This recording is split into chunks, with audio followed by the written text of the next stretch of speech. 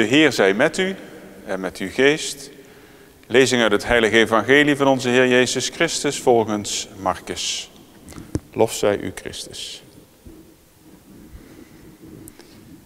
In die tijd voegden de apostelen zich bij Jezus en brachten hem verslag uit over alles wat zij gedaan en onderwezen hadden.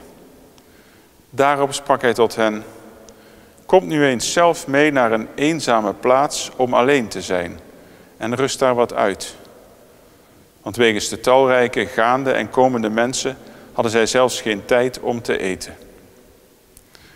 Zij vertrokken dus in een boot naar een eenzame plaats om alleen te zijn. Maar velen zagen hen gaan en begrepen waar hij heen ging. Uit al de steden kwamen mensen te voet daarheen. En ze waren er nog eerder dan zij. Toen Jezus aan land ging, zag hij dan ook een grote menigte. Hij voelde medelijden met hen, want ze waren als schapen zonder herder. En hij begon hen uitvoerig te onderrichten. Woord van de Heer. Beste mensen, welkom hier vanuit de Sint-Jozefkerk in Deurne. We luisteren op deze 16e zondag door het jaar naar het evangelie van Marcus. De tekst uit het evangelie die we vandaag horen is een vervolg op de lezing van vorige week zondag, toen Jezus zijn leerlingen op pad stuurde. 2 aan 2 werden de leerlingen van Jezus uitgezonden om de goede boodschap te verkondigen, mensen te bekeren en kwade geesten uit te drijven. En vandaag maken we als het ware een sprong naar het moment dat de leerlingen terugkomen bij Jezus om verslag te doen. Vandaag horen we in het evangelie hoe de leerlingen, Marcus noemt ze hier overigens voor de eerste keer apostelen, dat zijn uitgezondenen, terugkomen bij Jezus om verslag te doen van hun reizen. En Jezus is bezorgd over zijn leerlingen. Ze hebben net als hij zelf behoefte aan een rustperiode. Het werk lijkt gedaan, het zaad is gezaaid en in afwachting van de groei van het zaad mag er nu gerust worden. Terwijl ze onderweg waren, heeft koning Herodes in een noodlottige samenzwering Johannes de Doper in de gevangenis laten ombrengen. En natuurlijk zijn de apostelen ontredderd door dat bericht. En ook door hun pogingen om onder de mensen zieken te genezen en duivels uit te drijven. Jezus lijkt niet echt geïnteresseerd in de verhalen van zijn leerlingen.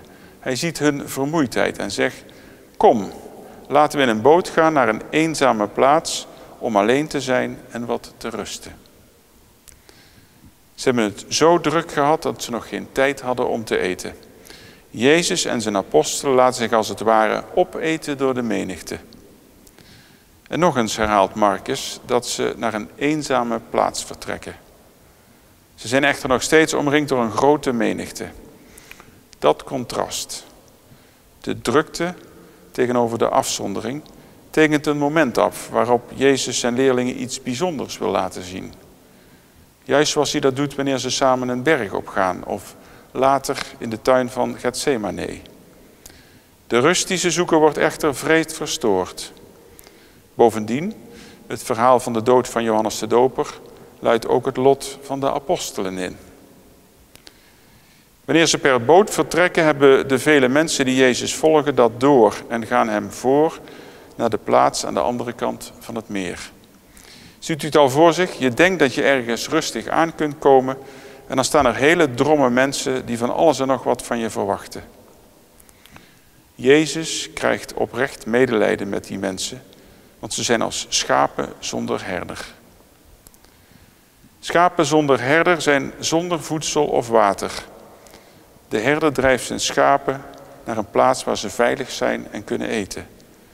En zonder die zachte hand van de herder zullen de schapen verdwalen en omkomen. Jezus voelt een diep medelijden. Hij kan het daarom niet nalaten om hen uitvoerig te onderwijzen. Hij moet wel. Jezus kan niet met zijn apostelen rust nemen zolang er mensen zijn die de weg naar voedsel, veiligheid en vrede niet kennen.